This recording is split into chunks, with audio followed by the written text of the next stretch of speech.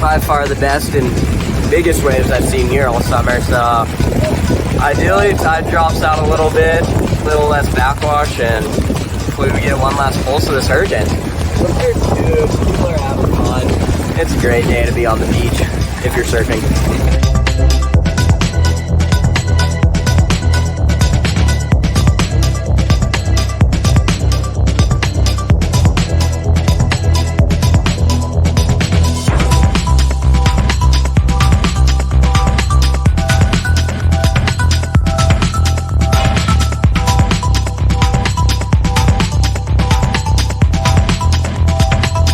What was really cool to me was to see the guys that really do love that place and who have put time in, even though the wave's stickled, to see the wave give back to them, you know, because that's what I like to see.